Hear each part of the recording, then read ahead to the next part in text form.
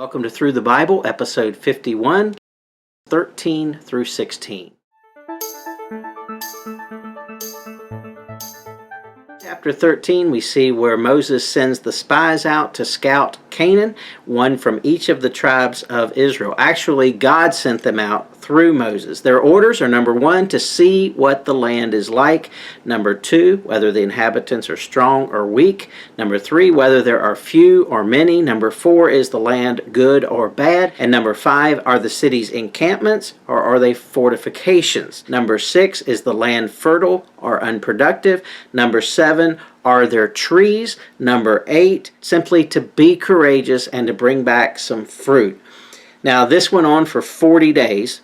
And notice that in those instructions, there's nothing there about assessing whether or not they can win. God has already promised them the land. But when they come back, this is the report that they gave. Indeed, the land is flowing with milk and honey, and here is some of its fruit. And they had to have 2 people carrying the grapes on a pole. However, and they added the however, we have to be careful about the however. The people are strong, the cities are fortified, and there are giants in the land. Now Caleb, one of the 12 spies, he says, let's go now and take possession of the land because we can certainly conquer it. He believes God. He trusts God. He is ready. He is excited about what he has just seen. He is imagining in his mind, enjoying all that God has promised them. But the others, they only see death. Where Caleb sees life and abundance, they see death. Something we need to think about in our life. What are we looking at? Are we seeing life? Are we seeing abundance? Are we seeing God's blessing? Or are we seeing death and defeat and despair? The others that were with them, with the exception of Joshua and Caleb, of course, number 1, we can't attack because they are stronger. No mention about God and his strength. Number 2, the land devours its inhabitants. Wow. Number 3, they're big and they're giants.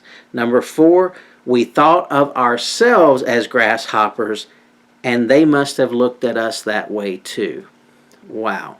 So in their mind, they had built the plan. They had built the understanding of what was going to happen. They had built their future in their mind. And despite what God has said, they were believing their own fears rather than believing God.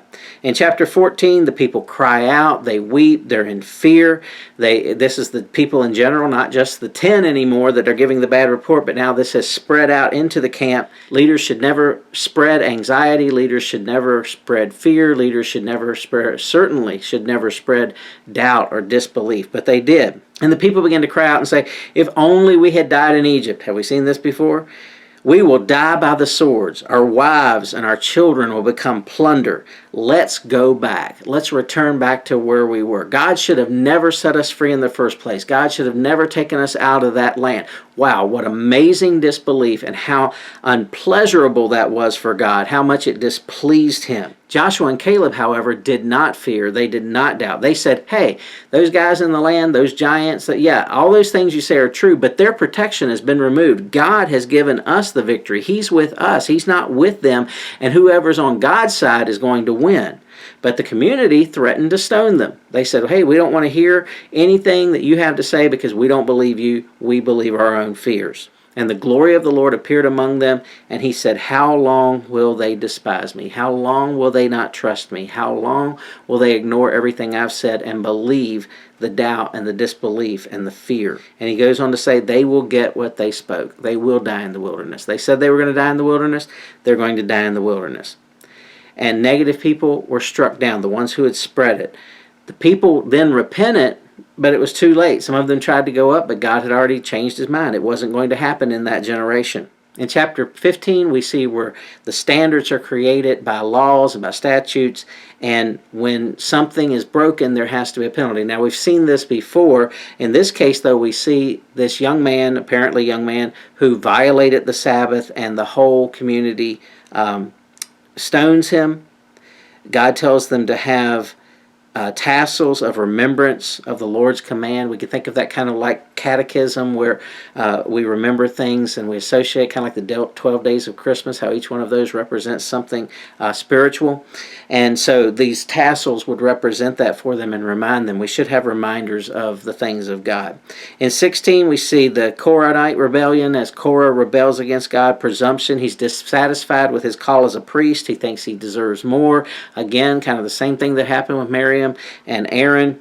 The ground opens up and swallows them. The fire kills 250. And then the people complain against Moses. They don't, instead of recognizing that these people's sin brought them down, they blame the people who are executing the righteousness. In this case, they're not even actually stoning them. They're not actually pulling the trigger, so to speak. They're not doing anything. God's doing the judgment, but yet they're the ones taking the blame. We see this in Revelation as God begins to open up destruction upon the earth because of people's sins. And what do? They just get more and more angry with God. They get more and more angry with God's people. And isn't it funny how people are that way, or at least how ironic? So the people complained against Moses, and 14,700 died while Moses and Aaron interceded to save them, and eventually God stopped the destruction. And that will take us through the end of chapter 16. Thanks for joining us today, and we look forward to seeing you next time on Through the Bible. God bless.